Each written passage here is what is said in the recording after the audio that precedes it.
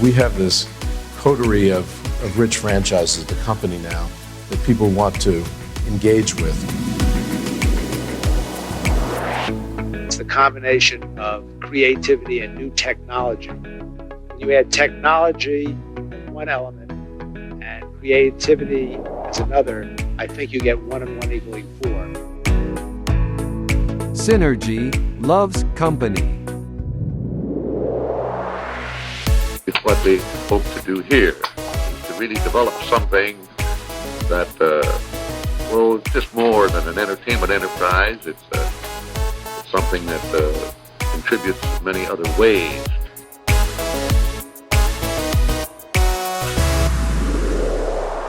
Hey, this is Synergy Loves Company, where Disney connects with everything.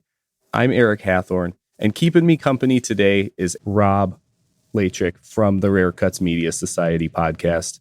Hey, Rob, how you doing tonight? Pretty good. Excited to talk about some hockey going along with Disney, so I'm excited. Nice. Yes, and you got right to it. I love it because we are talking about hockey, but specifically, I do want to say we're specifically talking about NHL hockey because when I was looking at hockey in general, we could probably do a second show that's just about hockey and Disney Channel original movies because there are so many like little Disney Channel original movies that are like hockey, like a Pee-wee hockey team or a hockey, like a figure skater turned hockey player kind of thing. But none of it's the NHL stuff. So yeah, we're going to specifically on this episode talk about NHL hockey. So Rob, you're here because you are a hockey fan. Could you tell me a little bit about like how you got into hockey, your hockey fandom, if we could say that, your NHL hockey fandom specifically? Sure. So I was born in the mid 80s and came into like video game playing age right around the time the iconic NHL 94 was released. And that was a video game I played on my Sega Genesis for countless hours. I'm surprised the cartridge still works. I actually tried it a couple weeks ago. It does still work in my Sega Genesis. But the game when you play it now, it flows really well, surprisingly, for a game from 93, 94. But there's still some like kookiness to it. But that's what really got me into liking hockey is playing that video game. And then, being around Chicago, I watched the Blackhawks. They were good at that time too. They played in the Stanley Cup Finals, but lost to the Penguins. I want to say it was the 94 season. So they were a good team at the time too. So I'm sure that helped. But then the number of years following that, they were an abysmal disaster in the NHL. So, but really what got me into it was that NHL 94 video game was really got me into liking hockey and then just watching it on TV and then playing the video game after watching a game on TV and then playing some more video games. So nice. That was what really got me into hockey. Just kind of sticking with it from that. I will say, I think we had the Sega Genesis NHL 95, but I always stopped playing it right away because I would get icing for just slapping the puck straight down. And I was like, I don't even know what icing is. Isn't that on a cake? So that's why I need you to tell me about hockey stuff because that's as far as it ever went with me. Now, this is a Disney podcast, of course, too. So I got to ask you, how much of a, like on a scale of like crazy to like casual, like where would you put yourself on like as a Disney fan? I don't think anyone these days can not have some sort of opinion on Disney, but like where do you kind of fall on that scale there? So like strictly at Disney, like I would assume you are at like if it's a scale of 1 to 10, you're at like a 14 or something like that. Well, something like that. Something so like as that. a comparison, I mean, pure Disney, like when I think of Disney, I think of like Mickey Mouse and like the old school Disney stuff. Honestly, probably closer to the bottom, like a 1 or a 2 realistically. But right. like with all of the other kind of the franchises or other things that fall under like the Disney umbrella. I mean, especially like the Marvel movies, and all those types of things. If you probably balanced it all out, it'd probably be like a 4. Gotcha. So you got more of those other things that the stuff Disney Yes. bought. So you like the stuff that Disney bought more so than the original. No. So when we go through some of the stuff we're talking about today, we'll get kind of off the beaten path of just like traditional, regular like Disney characters, because there's some weird stuff out there. But I think to talk about there is some weird stuff out there. But to talk about Disney and hockey, I think the number one place that we have to start is with the Mighty Ducks, which originally has nothing to do with the NHL. But those kids in Minnesota from that movie in like 92 got something going in CEO Michael Eisner's head. And he decided after that, the year after that movie was a success, to buy a NHL hockey team out of nowhere too. It's not like he bought an existing team. They built No, it was new an expansion team. An expansion. Yeah, it was team. an expansion team at the time. Yeah, he supposedly he was trying to get into sports in general. That was my understanding. And then Okay. the NHL it had an expansion team, kind of like on the docket, like this year with the Kraken. So at the time, it was kind of it was an expansion team out of Anaheim. They're still in Anaheim. They're no longer owned by Disney. Right. They sold them. I want to say it was in the early 2000s.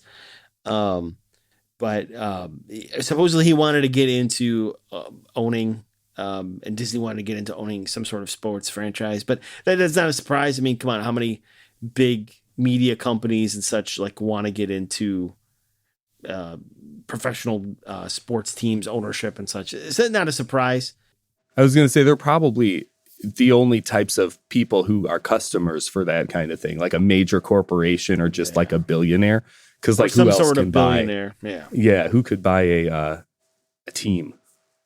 Yeah, I mean, even just if they're going to start as an expansion team and have to build their own arena or stadium or whatever it is, I mean, billions of dollars just to get started. So you and I have no chance ever potentially owning any right professional sports teams, unless we hit like some sort of like Powerball jackpot or something like that. That could be nice. That would be nice. Although I don't know if that would be the first thing on my list, but eventually, once you run out of things to spend that kind of money on.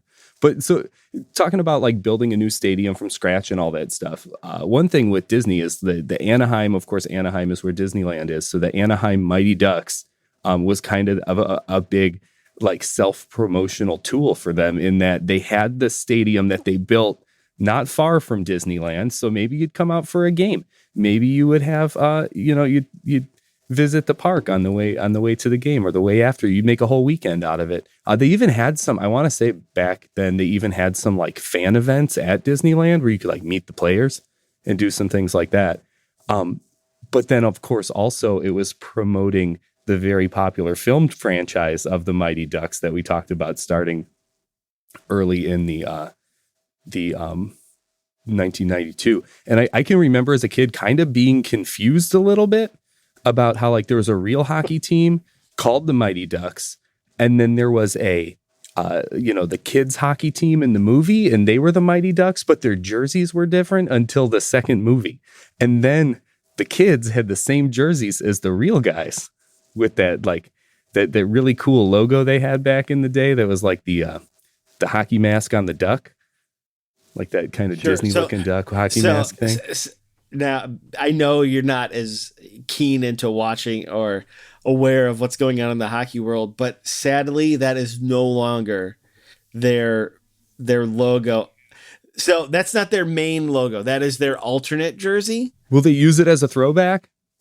They do it as a throwback, but I don't even think it's white. I want to say it's like another color. So it's not like the duck like hockey mask face type of deal with the sticks.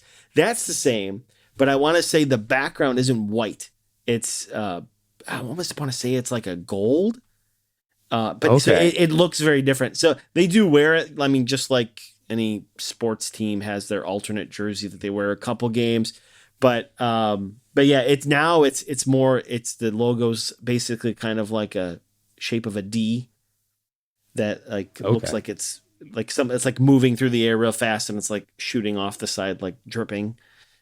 If you look at the logo, you'll know what I'm talking about. But yeah, they don't have that. Sadly, they don't have that old logo from the movies. Yeah. Right. Because it was not in the first movie. They had like the duck holding the hockey stick in the first movie, and then it was in the second movie, but that's after the team had existed, which is weird. Which the duck with the thing, like I was taking a look, there was that animated TV show. I don't know, did you ever watch that animated TV show of the Mighty Ducks?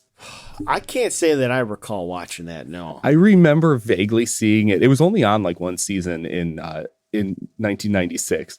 And I remember watching it and being like even more like, so I think this is one of the problems with Disney's Mighty Ducks here. They had the kids playing hockey in Minnesota. They had the professional athletes playing hockey in Anaheim.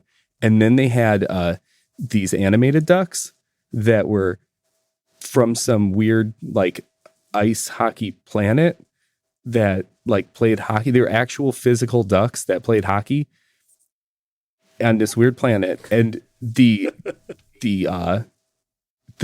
main character was the mascot from the NHL team. So like the NHL team, his name was Wild Wing, and that became the main character of this animated show. So it was like they had 3 different Mighty Ducks, but they were all kind of connected in some ways. I think that I can see that looking at the logo. Yeah, I can see that.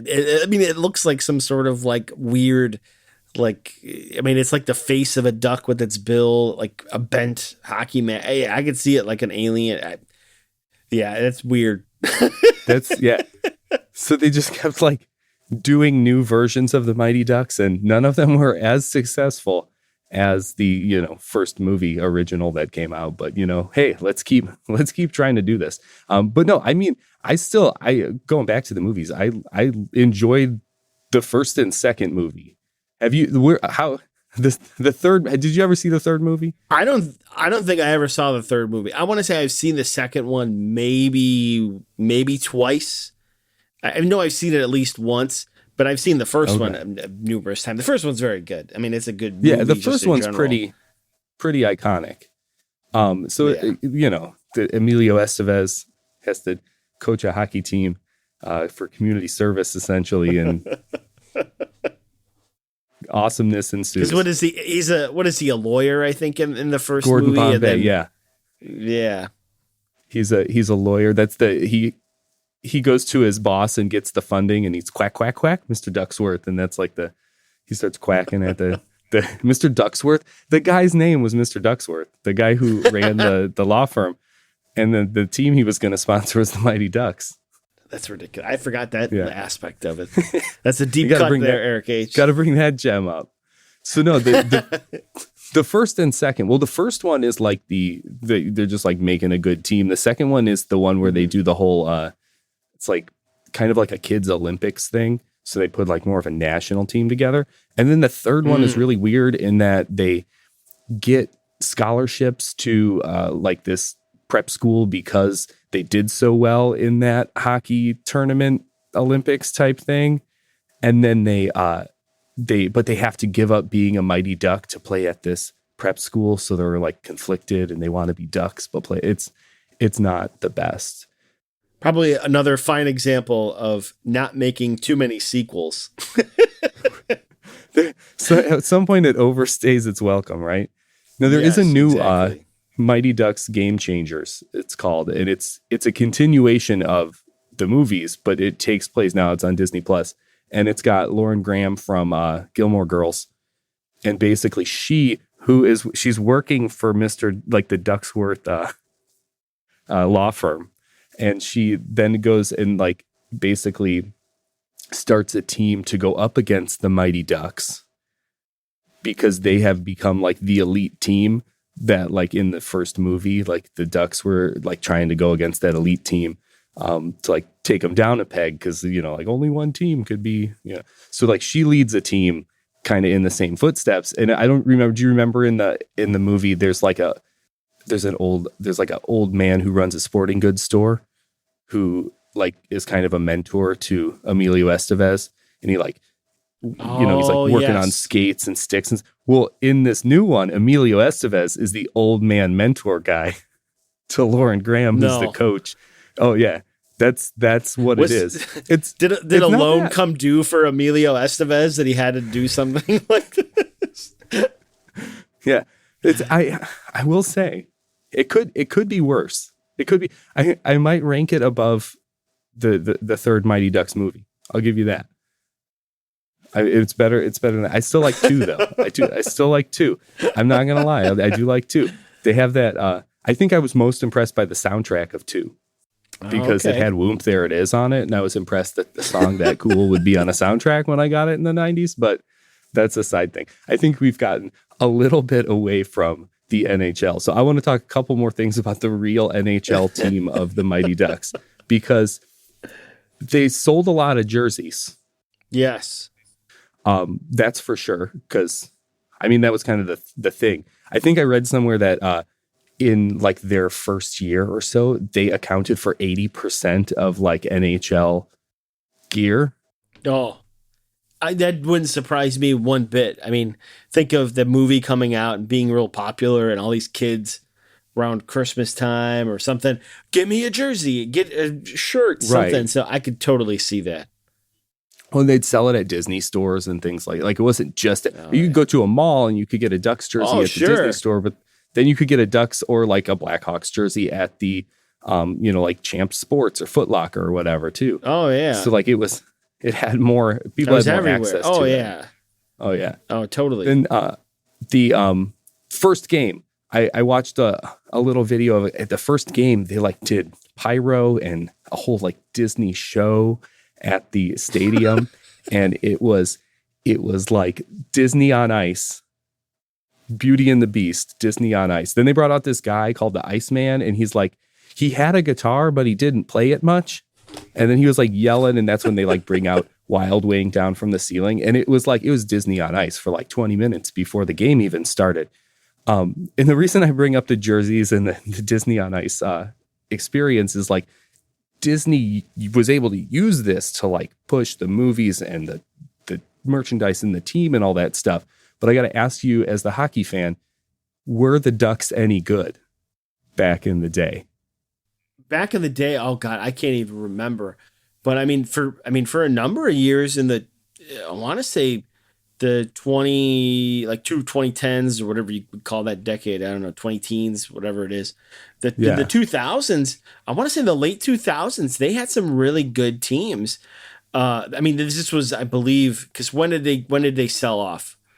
So it was 2006. 2006. Oh, okay, there you go. Yeah. So, but I remember when the Blackhawks started getting better, like late 2000s, and some of the early playoff runs. I want to say they played them once or twice. So they were a playoff team. They were a relatively good team. They had some really good players at the time. I think there's a thing you brought up that I wanted to bring up too, was like, and I think this goes into the current state of the NHL on ESPN. I think there's definitely like the aspect of utilizing the NHL as a way to market themselves versus like if you're a typical owner of a football team or a basketball team or a hockey team, NHL hockey team, right? We're talking about NHL. You're going to get people to come to watch your team if they're good. So your incentive to get people to come is to be a good team. Where I think Disney probably used, I'm sure they wanted to have a good team, right? Who wouldn't? Well, yeah. But I think their main piece was, how can we use this to push all of our other franchises? Just like you said with the about having like the big big thing before the games, like with the skaters on ice, almost kind of like a Disney on Ice type of deal. Ice-capades, Disney before on a Ice, hockey game, right? So I think they definitely used the NHL as a platform to push their other franchises and other parks and everything else. So I don't know if their heart was true as a whole to like, hey, we're in this. I mean, it's a business, right? They want to make money in that, Yeah, but of course. once again, like I said, the main incentive you're going to make more money if you get more people to come to sit in your stands. And generally, no one's going to want to go sit and watch a team that stinks. So Correct. I think, Yeah. I think that was probably part of, maybe who knows, maybe part of the reason they sold it is that it kind of run its course for Disney. And then they said, well, there's nothing more really we can do with this to like cross merchandise other things. So let's just move on. But we could talk about more about that from the current state. Yeah, definitely. That would have been after they, like, when you're talking about them getting better and things like that, it's definitely after they sold the team, and they weren't the Disney team anymore. Mm-hmm.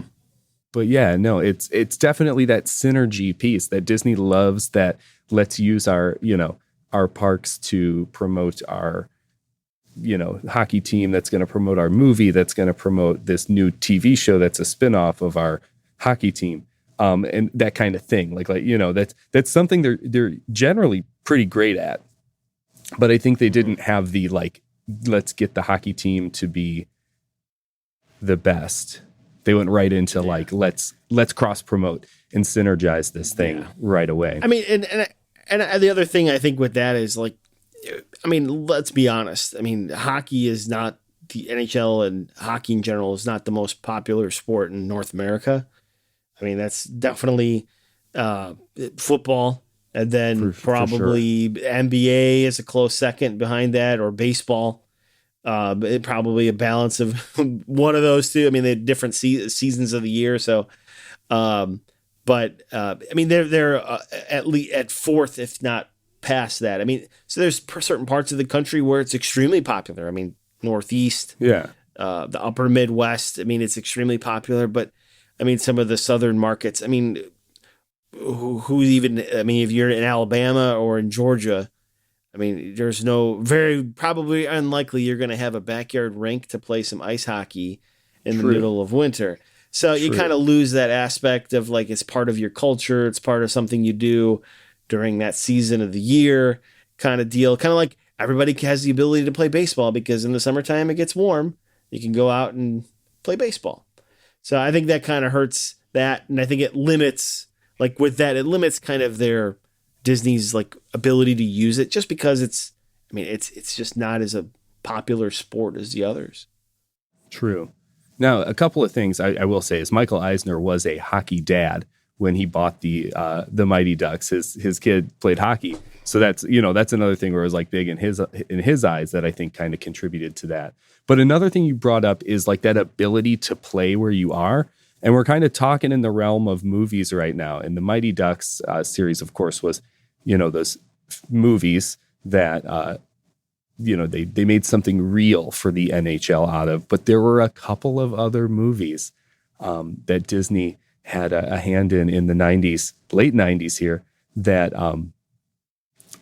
had some NHL ties too. And the first one I want to talk about, because you were talking about how where you are kind of can dictate what sports you're exposed to and into. And so up north, you're going to get more hockey players. And in the movie, the Hollywood Pictures film Mystery Alaska from 1999, we get a kind of situation just like that. So what I want to do with this Mystery Alaska thing is I want to kind of pitch the movie to you. And I want you to tell me, first off, do you want to watch this movie? Second off, I want you to tell me, could this really happen? This is what I'm going to tell you. So Mystery Alaska is produced by David E. Kelly. If you're familiar, he's the guy from the Boston Legal, Ally McBeal. He did a show for Disney Plus with John Stamos called Big Shot. And he's got these, kind of drama kind of things. He's been very successful with them. So he's the producer here. He's making Mystery Alaska with an all-star cast like Russell Crowe, and he's got Hank Azaria in it. Good old Simpsons. So right there, though, I got to stop and say Russell Crowe and Hank Azaria in the same movie doesn't seem right to me. But regardless, let's move on. We've also got Burt Reynolds in this movie. Right? Who doesn't love Burt Reynolds? Okay, so I got these three. Does he have a stash or no stash? He's got a stash, but not like the stash that he had in the, it's a more subdued late 90s stash. So you got these three plus a bunch more pretty big stars that I won't rattle on about for a while here. And they all live in this town called Mystery, Alaska. And every Saturday they play a hockey game. Like the whole town comes. This is like the only thing they do. So everyone in this town in Alaska plays a hockey game. And it's kind of like they pick teams kind of thing and play every Saturday. And you're chosen to be in the game. You can't just it's not a pickup game. You get chosen to be in the game. You get a slot in the game. And then when someone gets too old, they basically take them out to pasture and tell them they're not playing hockey anymore. And they get a new person to fill your shoes. So they take it seriously. So this community, this hockey community, gets a once in a lifetime chance to play against the New York Rangers on home ice, which means outside in Mystery, Alaska. Okay. Would you watch this? Does this sound like a movie? Like you're a hockey fan. Would you watch this movie? I mean, I would be intrigued, but I guess I would say all right, it's confusing. What's driving the NHL team to come into play them?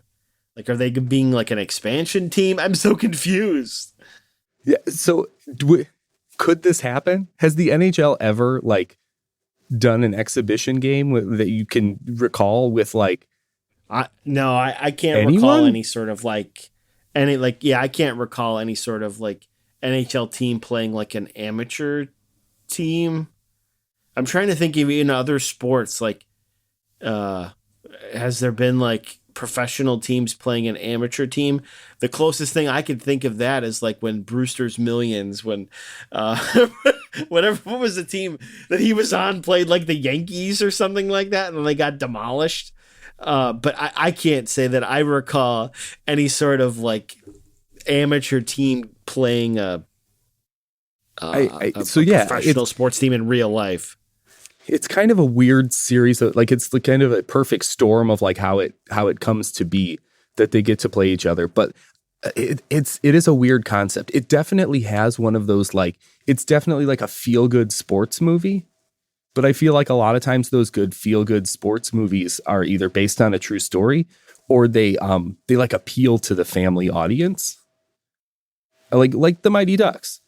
You know what I mean? That's Sure. A feel good sports movie, but it appeals to the whole family instead of just Mystery Alaska is not for the whole family. I'm going to say it feels from watching it, it feels like the Mighty Ducks. It's kind of heartwarming, and they have the little music, and then there's little smiles across that's and there's touching parts and there's sad parts. You could laugh, you could cry, but they all curse like sailors, the whole movie. It's kind of weird that they curse like sailors for the whole movie. And then there's some things that I don't in 1999, that doesn't seem too long ago, but I'm watching it and I'm this movie is problematic in very many ways. So it did not age well. And a Disney movie. Yeah, it's Hollywood Pictures, which was one of Disney's offshoots. So that's why it's included in here. It's not specifically Disney branded. Disney usually doesn't put their name on anything with a curse word in every other sentence. But of course they have other studio names to put it under, like Hollywood Pictures. Sure. Yeah, Mystery Alaska, New York Rangers. I don't think they're going to play against an amateur team. Now, let me ask you this, because I do know in my limited hockey knowledge, that they do play a game or two or whatever outside each year, the Winter Classic, right? Yes. So the game that they play in Mystery Alaska is an outdoor game. Like, to be like, it's like where these guys in Mystery Alaska they play outside, which is kind of, I think that's in the spirit of the Winter Classic, like to play like the traditional outdoor. Yeah. Now this is an outlandish claim, but can I make the claim that maybe Mystery Alaska led the NHL to do an outdoor game? Am I reaching too far? Yes, you are reaching way. I was just trying something there. So, and I'm trying to remember what college hockey teams they play. Like a lot of college, there's been a history of college teams playing outside. I'm trying to think of what's the one. Michigan and maybe Minnesota. I mean, they play. I want to say they played for sure. Yeah. I want to say they played a game in Ann Arbor outside at like the football stadium. So, I mean, they probably had, I don't know how many, 40 or 50,000 people probably would watch the game. But I mean, I think that the Winter Classics for the NHL, it's really more so of like going back to the spirit of like you first probably played hockey as a kid outside. That's really the kind of, at least always been my understanding. That's like what they always like talk about. And I mean, even all of the Winter Classic games that I recall watching, they always had like little tiny rinks around like the main rink, and they'd have like kids playing before the game, even during the game, like at the little rinks around. So it kind of like goes with the spirit. So not to burst your bubble, but I'm guessing Mystery Alaska was not the impetus for the Winter Classic. I was trying something there. I was just wondering. Because I know the movie did not do well. But I was just, maybe. But I could see there's a long history of this that doesn't include Mystery Alaska. All right, so I'm going to go deeper down the Disney movie rabbit hole to find more NHL movies. And another one I got is HE Double Hockey Sticks, which HE Double Hockey Sticks is this is 1999. Disney was trying some stuff, because this one is a Disney branded movie in that it never came to theaters. It was part of the Wonderful World of Disney, like the Sunday night movie made for TV movie thing going on. Yeah. So it stars Will Friedle and Matthew Lawrence. Yes, Joey Lawrence's brother. Who were both in Boy Meets World, like at that same time. Yeah, whoa. So they were like the Boy Meets World duo. They were both in Boy Meets World. It also has a young Gabrielle Union. And of course, I almost forgot, we've got Rhea Perlman playing the devil. So you can already tell this is not really Disney's normal movie of the week. DeVito wasn't in the movie? DeVito was not, but they could have done something with him, because this movie is really, really goofy. And they have some teams. They have some teams in the movie. They show the Edmonton Oilers. Of course, they show the Mighty Ducks, and then they have the main character, Dave Heinrich is his name. Dave Heinrich, the main character, is on the what is it now? I got to get it. The Delaware Demons, which I don't think is a real team. No. So the closest thing I can think of is Delaware Demons. Were they just trying to rip off like the New Jersey Devils or something? That sounds like it would be the New Jersey Devils, the Delaware Demons. But the thing that confuses me is they have the Oilers and the Ducks. I mean, the Ducks is easy. Okay, it's Disney. You're doing a Disney thing. You can get Ducks footage real easy because you own it. So, like, let's put it out there. So they have the Delaware Demons. Oh, well, of course, it's, like, Well, maybe they could have just used the New Jersey Devils. maybe they got burned by Seinfeld when Putty dressed up like a devil in the one episode. And maybe they didn't feel comfortable allowing others to use their logo anymore. Yes. The devil. Oh, man. Good stuff. So, yes, the Delaware Demons, Matthew Lawrence playing Dave Heinrich is playing on the Delaware Demons, and has to, like, he in an interview, like, says that he'd sell his soul for a Stanley Cup. Like, he'd sell his soul for a Stanley Cup. And then Grifflekin, this whole thing is, I had to read about it, but the whole thing is based off an opera. I'm like, so this hockey movie with this, like, goofy Disney movie of the week thing is based off an opera, but that's a whole other thing. Anyways, Will Friedle he's like the older brother on Boy Meets World, but he plays a really awesome late 90s demon with frosted tips in this one. And he's right? He's going around and he's trying to steal Dave Heinrich's soul because Rhea Perlman told him he had to do something like this. He has to do this if he wants to continue to be a demon or something like that. So it's really weird. In the movie, he also gets traded to the Annapolis Angels, also not a real team. That's not. No. No. I don't know why they use real teams and not real teams, but that is a thing that happens. And there's kind of a missed opportunity. I mean, they got the Ducks in there, so they did something right. But yeah, so then at the end of the movie, they finish. Should I say spoiler alert? I think I have to say spoiler alert because although I think watching the movie you would catch on pretty quickly as to how the outcome is going to happen. But a team wins the Stanley Cup. I'll just put it that way. A team wins the Stanley Cup, and a star player is asked. They say, "What are you going to do next?" Now this is airing. This is airing on ABC's Wonderful World of Disney. We got some synergy there. Disney on ABC with the Mighty Ducks featured in the movie. And at the end of the movie, they say, "You've won the Stanley Cup. What are you going to do next?" And they say, like, "We're going to Funland." What? And I had to stop. Right? You know what they were supposed to say, right? Yeah.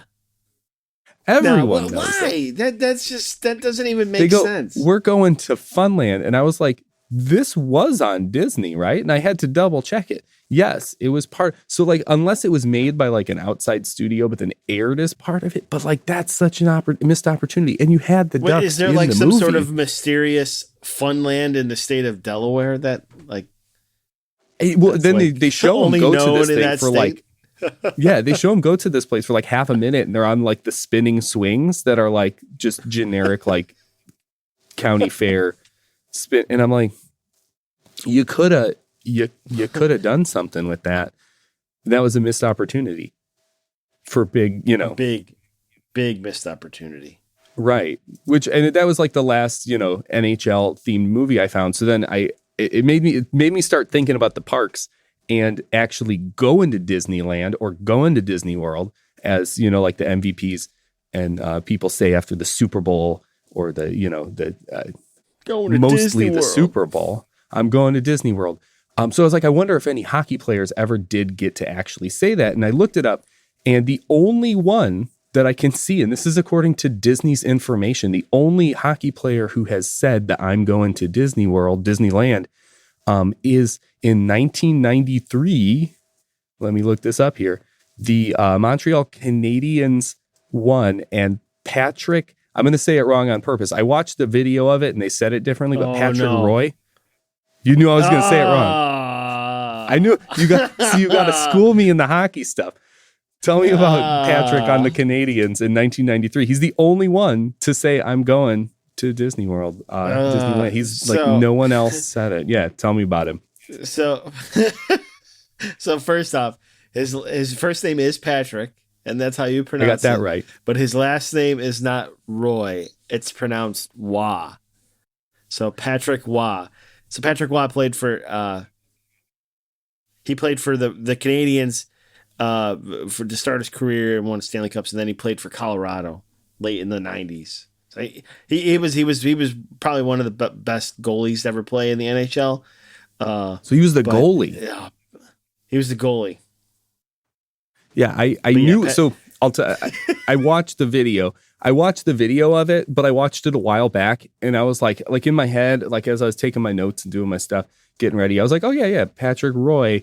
And then I watched it, and they didn't say Roy, and I was like, I should write that down, how to say it, because I'm gonna say it wrong. And then I didn't write it down. So then I was like, you know what? I know it's not right, but I'm gonna say it. An army Rob's gonna. You're gonna have an army of people from Montreal coming to like egg your house or throw poutine at your front door. I would love that, because then at least I would know they were listening. No, that's true. So I found that weird that he was the only one. But I do have to draw this line here. 1993 was also the year that the Ducks came online. But the finals would have been before that. So this is like as Disney's trying to get in good with the NHL, because they're trying to get their team up off the ground. So then they like spotlighted the NHL MVP.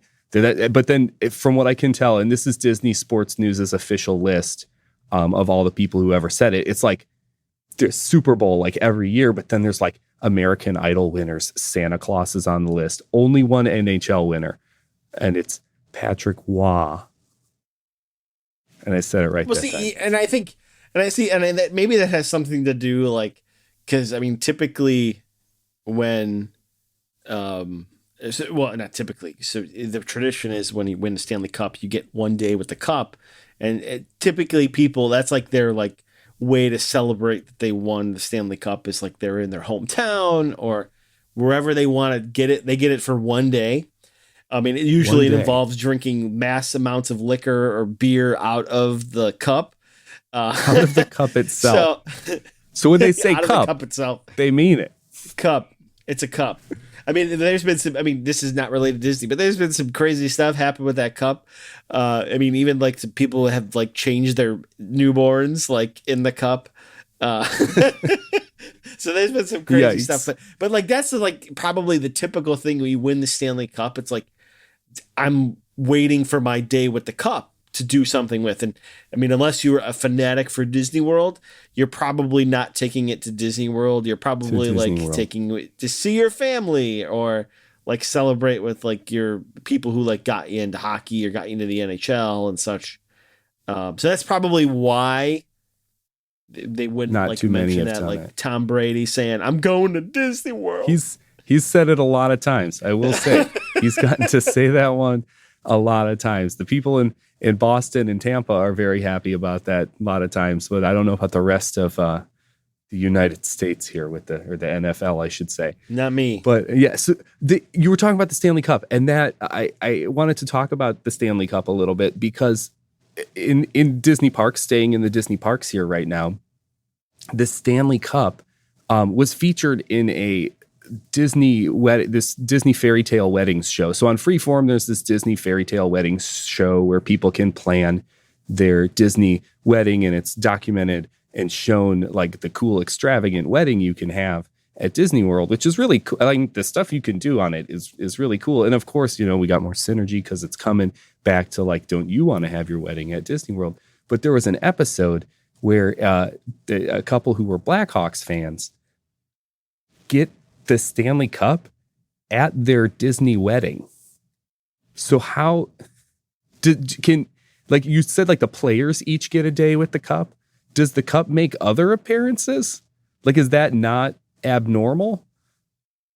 No. So first off, I'm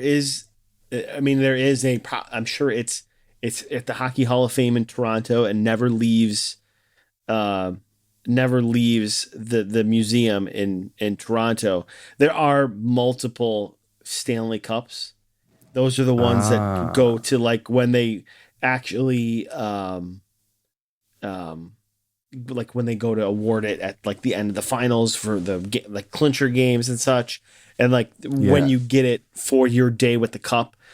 There are multiples. I mean, they're replicas and such, but my guess is that the original cup, it probably stays in Toronto and never leaves, just for, I mean, it's basically like an artifact that kind of like should be in a museum, not like Right. drinking booze and liquor and changing babies in it.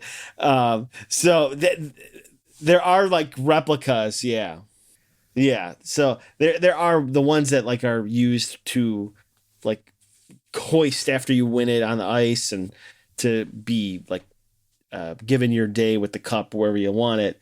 There are people, I mean, they do prize them. It's not like it's like just a piece of metal and they don't care. I mean, they have like the Hockey Hall of Fame people like walking around with them so they don't damage it. They have a handler. Yeah, they do. They have specific handlers for it. There's like the same guy who like walks with the cup over the last, I want to say, like Nice. 20 plus years.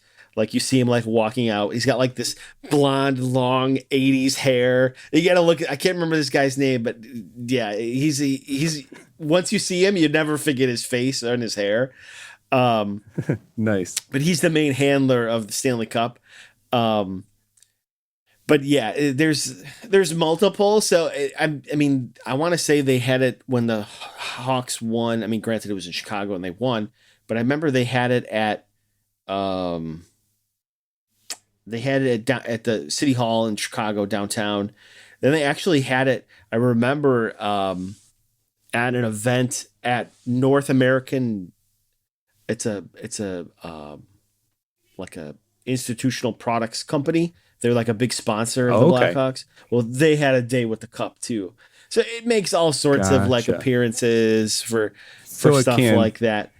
Yeah, it does travel. Kind of like when, for instance, like I can go and see, walk around Mickey Mouse at Disneyland or Disney World, but then once a year here in Chicago at the Mile Lights Festival, Mickey Mouse makes an appearance there too, even though I'm not at Disney World. So I'll give you that. I'll understand it that way.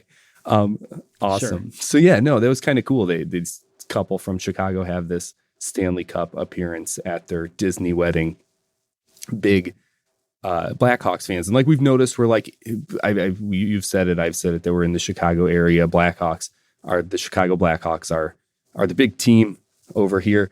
And I wanted to talk about the parks a little bit more. In Walt Disney World, there's another spot where you can see, well, not anymore, but where you could see hockey. And that was in a Circle Vision 360 video movie in the Canada Pavilion in Epcot. And it was Martin Short narrating "O Canada." And there's a scene, very short, where they show some NHL hockey teams. And I'm going to go list the teams, and I'm going to ask you what you think about this. So the video that's there now doesn't have this scene in it, but this scene had been in like the Circle Vision video, like versions of this. They had included hockey like this since the 1967 World's Fair, when Disney produced a Circle Vision movie for Canada's World's Fair. But so anyways, there's 3 teams that I could tell. It's very fast. But we had the Quebec Nordiques. Is that how I say that one? Yes. The Montreal Canadiens. Mm-hmm. And then, so this is in the Canada Pavilion in a film called "O Canada." Then the Blackhawks are there for a short minute. maybe northeastern Illinois was quickly annexed and then lost from Canada back to the United States or something. Is there? I was going to say, would there be any I mean, it was short clips, and they were probably trying to find good stuff, I'm sure, and that's probably why the Blackhawks got that. But there's a little Chicago in that scene. So no, but those they do showcase those hockey teams, and I wanted to mention that one before we moved on off the parks, because that was the one place before where you could see the NHL for if it was for like. Who knows? Maybe the guy or lady who were putting the video together just didn't know their geography very well, and it could be in there, just like Let's just use, or it looked good, and they were going to. If you take a look at yeah. it, it's a flash. It's so fast that it's a quick flash. I'm sure they weren't, but I just found it interesting, and we were talking about being Blackhawks fans, so I wanted to throw that out there. You being a Blackhawks fan and us being from Chicago. All right. We got to talk about one last thing. So we talked about the parks, we talked about the movies, and there was a lot of things where the Disney company could make connections and synergize and put things together. And of course, it's 2022. So we have to talk about streaming, because streaming is where Disney seems to be putting a lot of effort in things that they do. Disney Plus coming along, commercials for the Disney bundle, which is Disney, Hulu, and ESPN Plus. And it all kind of starts with BAMTech. So BAMTech was this company that was created by the MLB, created with the MLB. And then NHL got involved to stream, like as a streaming platform app kind of thing with,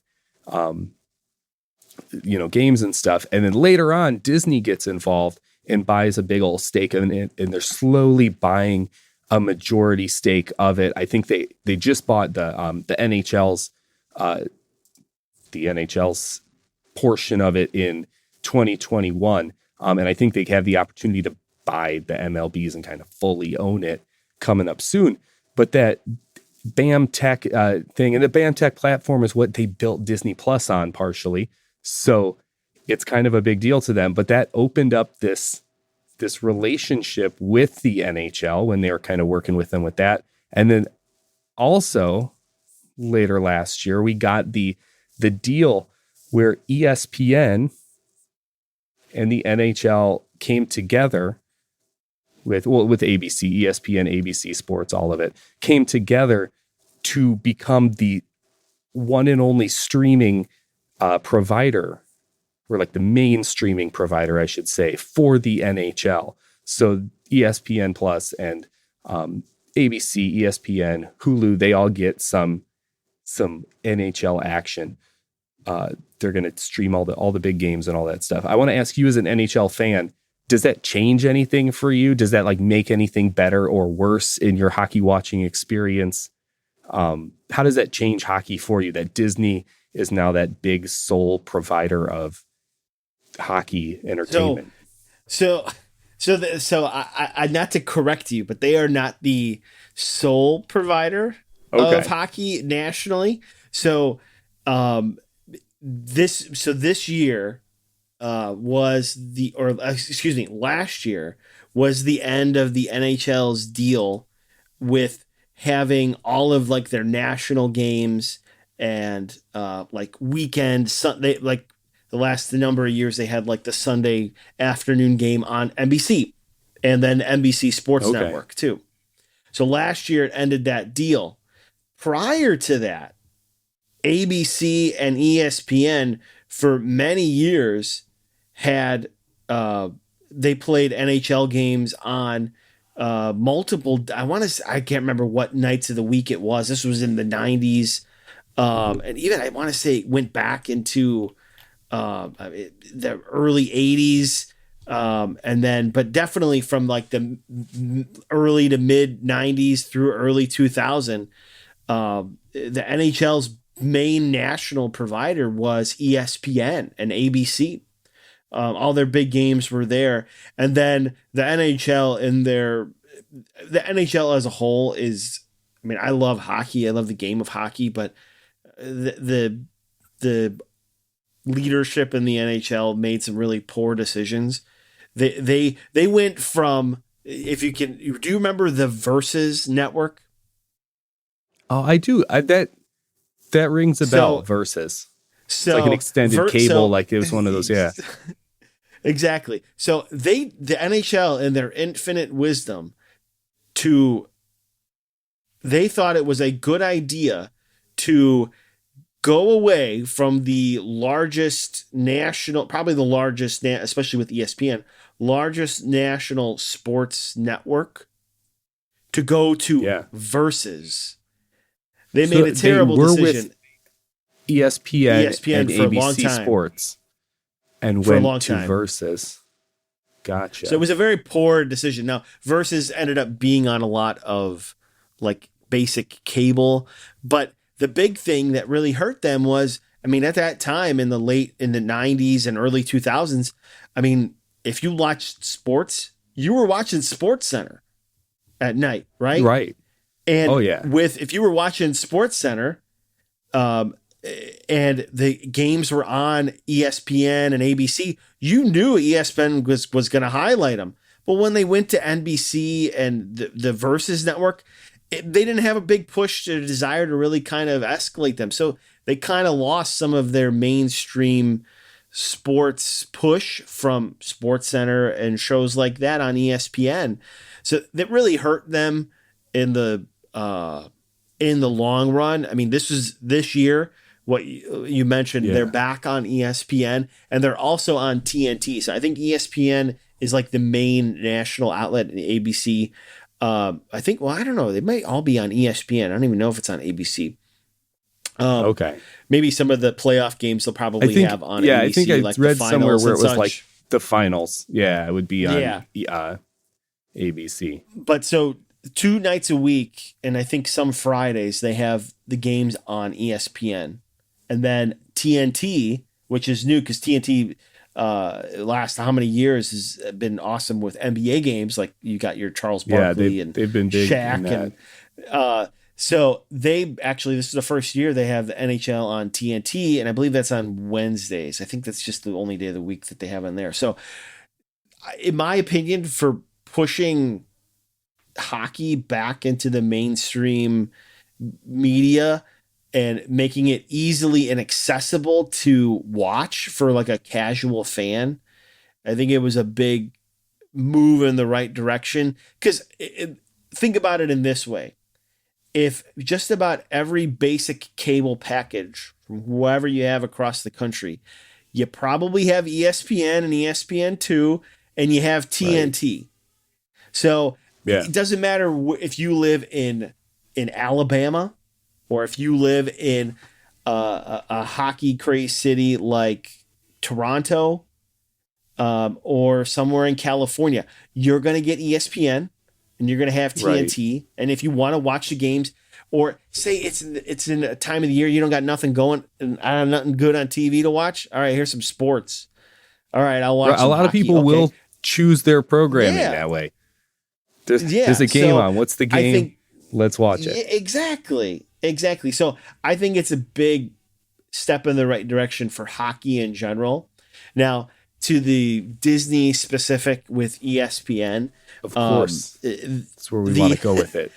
I think this kind of goes back to the Mighty Ducks thing. Is I think the NHL gains a lot by being on ESPN because of its accessibility, being part of basically every basic cable package.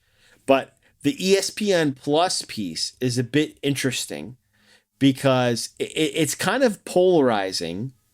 If you're a casual NHL fan, or even if you're a big time watching NHL fan, it's kind of a polarizing contract that ESPN made with the NHL. So like, what's the NFL package where you can watch like any game? What is that? The Sunday Ticket. NFL Sunday Ticket. Yeah. So you can watch any game, right? If you get Sunday Ticket. So the NHL has NHL Center Ice. So that's the same thing. Okay. In the past, you get Center Ice package. You can watch any game that's playing anywhere. Say if you're born in New York City and you relocated to Tennessee and you want to watch the Islanders play, you'll be able to watch it on Center Ice. Any game, all season, all that kind of stuff. Well, out of market, all that stuff. With the ESPN Plus package, what they did was they made games exclusive to ESPN Plus. And even if you had NHL Center Ice, those games were blocked out on Center Ice. As crazy as that sounds. So if you're like a crazed fan for a team, maybe you don't live in that market anymore, you need to get Center Ice, and then you need to get ESPN Plus potentially for some exclusive games that are on that network. Even like some Blackhawks games recently. I think there was the day after Thanksgiving. It was a home game, and I was like looking on TV. Where is it on? Well, it was on ESPN Plus exclusive. Exclusively on ESPN Plus. Exclusively on ESPN Plus. So that's interesting. And I think this goes back to the thing of them utilizing their in a like in hockey with the Mighty Ducks to promote their other things. Because, I mean, let's be honest. If there's probably not a huge number of people who are just getting ESPN Plus. You probably are going to get the whole bundle. You're probably going to get Disney Plus, ESPN Plus, and Hulu all as one. So it kind of forces people, I want to watch my Rangers game, or I want to watch my Blackhawks game, and this game's only exclusive. All right, well, I'll just sign up. Why not? Or if I already have Disney Plus, all right, what's a couple bucks more and give me this? But that might be the only thing you use it for. Right. I mean, there's a lot of great, and there's no doubt there's a lot of great ESPN content. I mean, the 30 for 30 series is great from all sports. I mean, I'm sure there's lots of great content on there. But I mean, that's kind of a polarizing thing. It's like you've gone to the level of being like, all right, we're having it on our ESPN network. Oh, except these games. And they're on ESPN. Well, and that's like the people who already have like the Disney bundle or ESPN Plus are going to be totally fine with it because I already got it. Like for instance, like with Disney, like Disney Plus is like, I was signed up for Disney Plus before it dropped. And I was, telling everyone I knew what was going to be on Disney Plus before it dropped, because that's just my world here. So when it dropped, I was like, that's cool. And when they started putting during the lockdowns and everything, when they started putting the movies that were going to the theater onto Disney Plus, I was just like, awesome. I get to see them because I already paid for this. Where someone on the outside might be like, well, I was interested in seeing that, but now if I want to see it, I have to get the subscription. Because think of it in this way. So things, with Disney Plus, I mean, it's a lot more kid-friendly content.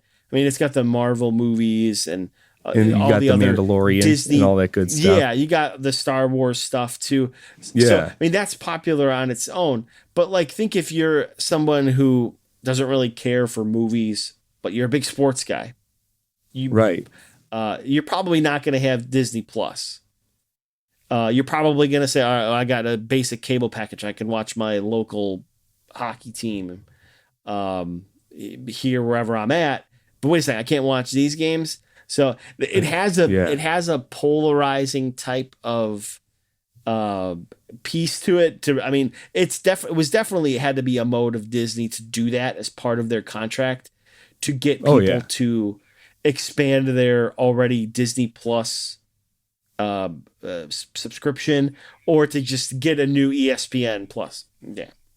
So I'm sure that is part of it. Now, but I don't want to sound like Donnie Downer here, because I still think there's huge benefits. I mean, I've watched more NHL games this year on ESPN and TNT than I've watched in years in the past. Even if they were on the NBC Sports Network, I want to say it was like 1 or 2 days a week. But during the week, I mean, if there's nothing to watch, I mean, being in pandemic times too doesn't hurt either. Having something to do or watch in the middle of the night and such. But so I've watched more games just because they're available. Why not? Yeah. I like hockey, so I'll watch them. But I think it's a big step forward getting it back on major cable networks. In the end, I think it was a very wise decision for the NHL to go back to ESPN, and then TNT was a surprise. I wasn't expecting that. Yeah. And I mean, it's like Disney seems to be happy to have them back too, which is really cool. And I want to ask you, because now that they're back, now that Disney or ESPN, Disney via ESPN and the NHL are back. You had sent me something that I didn't even know about, but apparently it's a big deal to hockey fans, at least hockey fans who remember the days of the NHL being on ESPN back in the day. And I want you to tell us about that. So my favorite part, when they announced it initially, that they were coming back to ESPN, the first thing that went into my mind wasn't what day of the week it's going to be on, or like, are the Blackhawks going to be on it or whatever. My first thought, and this is the absolute truth, are they going to bring back the same theme music from NHL on ESPN in the 90s? Because it is, I mean, being, like I said, that kid who was playing NHL 94 and watching hockey games on ESPN, when I heard that intro song playing on ESPN or coming in from a break in like an intermission of a game or something like that, I knew I was watching hockey. It was that theme song was, for a hockey fan in the 90s, that was, are you ready for some football for the NFL? Right. That was that song. That's iconic. Yeah, exactly. So the interesting thing of it, because they were off of ESPN for, I want to say it was almost 20 years, they were off ESPN. There was the one video I shared with you that was really telling of that gap and the impact that ESPN had on the NHL game. So they showed some older hockey players and they played the song for them. And the older players are like, yeah, I'm liking this song. They knew what it was. I mean, like me, like, this song, it gets me all pumped up. I'm ready to watch some hockey. And then they would play it for some like younger players in the NHL. They actual NHL players. Sport. Actual NHL players. They were I think the one guy said, "Is this the NFL song?"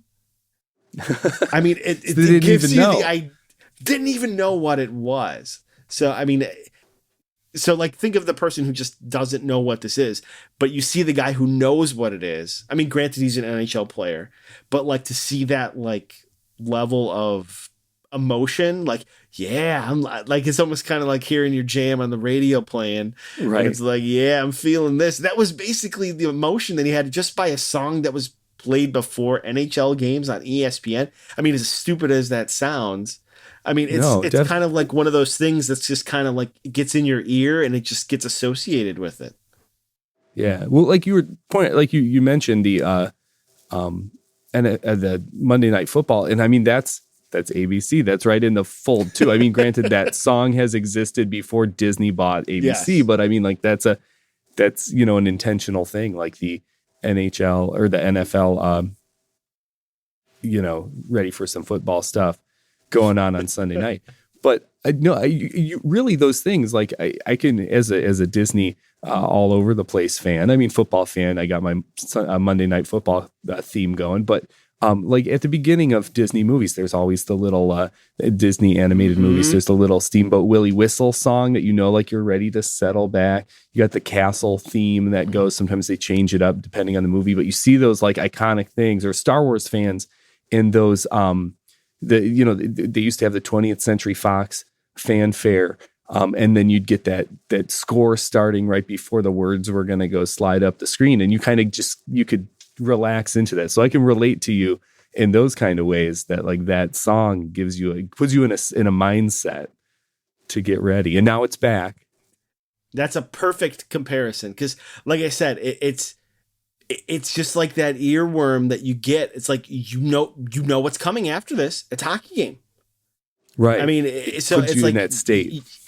Exactly. I mean, like I said, I mean, from early 90s to the mid 2000s, during the winter, if you put on ESPN on a weekday, you probably heard that. Or even on Sports Center, when they would go to like Barry Melrose with his long silvery slick back hair talking about the hockey games for the night, they probably played the intro to that song that they would play for the NHL on ESPN, and it just gets you in the mode. Oh, there's a hockey game, or they're going to talk about hockey, or we're come after break. Like if they're going to commercial, like after break, we're going to talk to Barry Melrose, and they're playing the song in the background.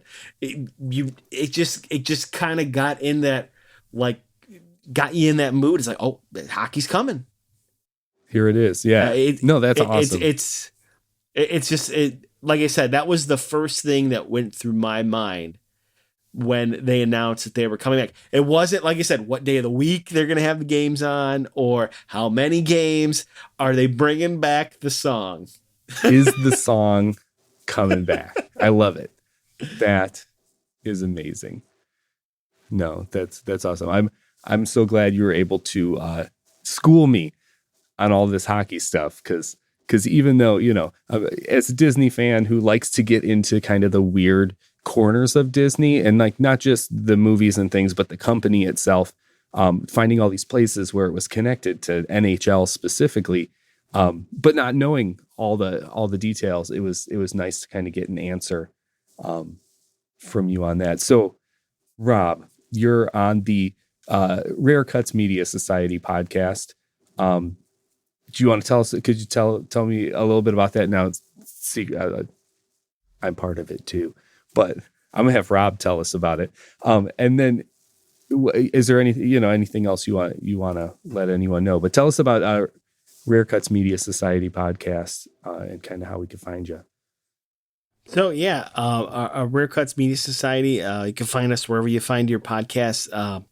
It's just a podcast where Eric, myself, and two of our friends, we talk about some kind of some weird types of movies or shows or books or other types of media that maybe doesn't get the fanfare that it deserves, or maybe it doesn't get the fanfare, rightfully so. But we find them to be interesting or worthy of talking about. So you find some good nuggets from the past or even from recent history that maybe you didn't quite know about, but we think are worth remembering or revisiting. Some examples we had in the past, we talked about some specific X-Files episodes. Eric, you have to remind me the name of the movie of the first episode with Tom Hanks. It gives you an idea how rare Mazes a and picture Monsters. it was. Mazes and Monsters, a made-for-TV movie featuring Tom Hanks. And then one of my picks was Cobra, starring Sylvester Stallone, the ultra-violent, unnecessarily violent cop / maybe Christmas movie, kind of maybe a little bit of a buddy movie with Poppy from Seinfeld. So that's the kind of detail that we go into when we talk about these things, all the little nuances that we notice. So check it out. If you enjoyed this, me and Eric going back and forth, just imagine that times two with 4 people going back and forth. There's more of us. No, so that was awesome. Thanks so much, Rob, for joining me here on Synergy Loves Company. It's fun. We'll have to have you come back on and talk about something non-hockey related, but still Disney related, because we gotta get more of these. All right. Sounds good. You can find me on Twitter at Eric H. Synergy. Visit synergylovescompany.com to subscribe and keep up with the show. Thanks for listening. I'll catch you next time.